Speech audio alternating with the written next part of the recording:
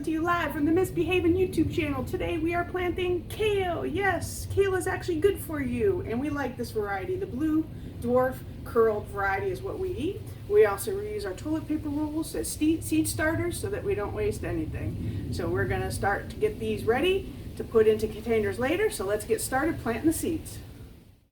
Okay, let's get started. We got our seeds and we got our pre-moistened soil and we've got our 2 containers. We're not going to plant a lot for seed starts today because we've already got a lot started.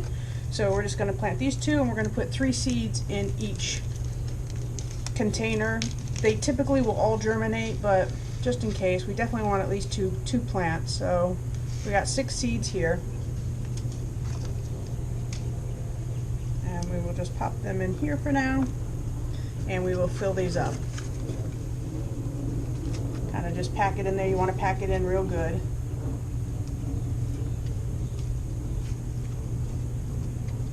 And these don't require to be very deep, only like a 1/4 inch. So we'll fill them both up, almost close to the top.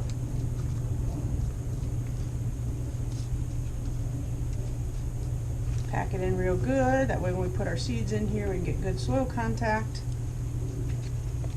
And they are ready for the seeds, so we'll put 3 in each.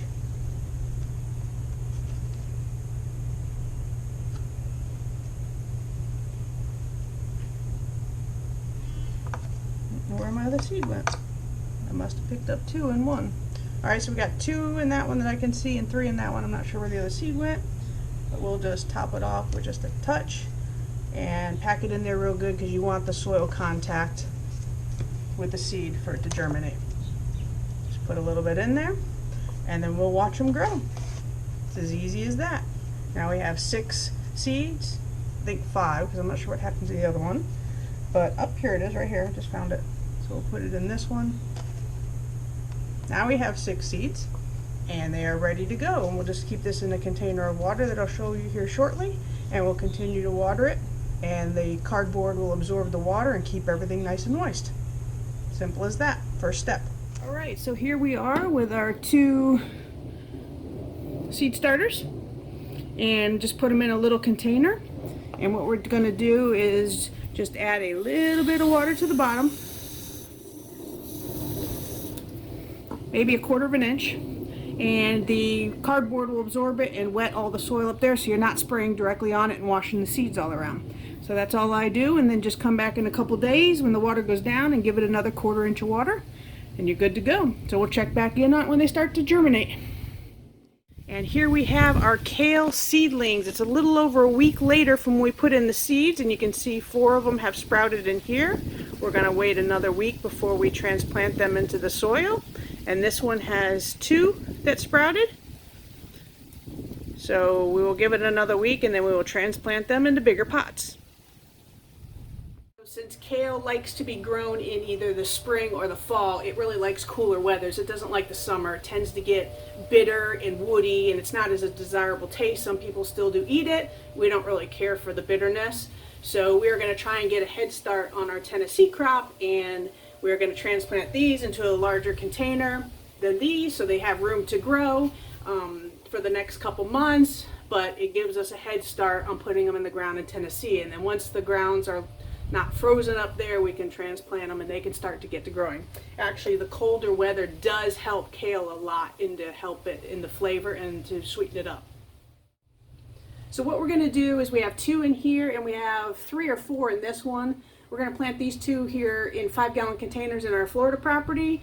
We already have 4 kale plants here right now, so 2 more is going to make 6. Hopefully that's enough because we really love this stuff. The other 4 we are going to transplant into these styrofoam cups. It's a 16-ounce styrofoam cup. We've pre-drilled 3 drainage holes on the bottom. You can tell it's time to plant them when you have the first true leaves. So if you see here, these rounded ones, the 2 leaves that are rounded are the leaves that produce when the seed hatched, and the first true leaves are the next set of leaves after that. So this actually has a set of true leaves plus an extra one on it. So as soon as you see those first true leaves, which in this variety of kale, it's the jagged edges on them, it's ready to transplant. So let's get to transplanting. Okay, so here we go with the transplant into our 5-gallon container. What we're gonna do is just peel off the cardboard toilet paper roll. You can see the roots are definitely kicking through and saying, "Get me into something bigger, please." So it is definitely ready to transplant. So what we're gonna do is, I think there's 3 in here, kind of hard to tell, so we're gonna break this first one that's out here off by itself. So we're gonna take our hand, just kind of try and give it its own roots. And then we're gonna dig a hole in here. I'm gonna peel off these first seedling leaves. We don't need those. So this is its first true set of leaves here, and then there's more emerging from here. And we're gonna put it in all the way up to where those leaves start to break off, to stem off. And we're just gonna pack it in here real good. You definitely want this thing to grow straight. If you don't pack it in here real good, it will grow with a little twist in it. So pack it in there real good, and it's as easy as that. Then we're on to the next one. And here's our next container. So we're gonna do the same thing. We're gonna break these apart. And we are going to take off the first seedling leaves. And we're going to put our hole in here and fill it right up to the base of where they branch out. Pack it in there real good. And kale is as easy to grow as that. Besides lettuce, kale is probably the second most easy thing to grow. So we have this other one here. I need to find out what's going on with this and transplant it. Looks like it is 2 separate pieces. So we have 2 more transplants to do, so those will be going to Tennessee because we're all set with what we need here from Florida. All right, so this is pretty simple and straightforward. We're just going to transplant these into here. We already put a hole in here to make it a little easier to get them in. We're just going to basically take the cardboard tubing off. You can see the roots really starting to grow in here. So we're going to take this off. We're going to split these into 2. Just use your finger to split them down the middle to keep each one of them's root system with each other. And then we're basically just going to take this into our little hole and pack it in there. Actually, I want that one a little bit deeper. Make our hole a little bit bigger to get that one in deeper. And we're going to really pack this in here. We could take off these first 2 seedling leaves.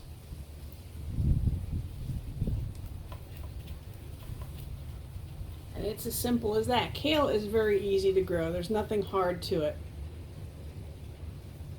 So as always, we label everything so we know what it is later, even though this one is very distinctive. It's kind of hard not to be able to tell what the blue dwarf kale looks like with the curly leaves.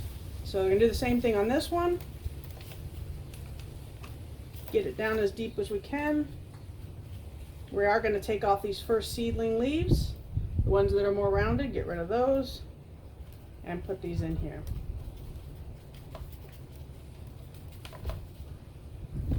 And there we have 2 transplants. All right, so here's what we ended up with. We ended up with 4 of them to take to Tennessee. Looking pretty good here.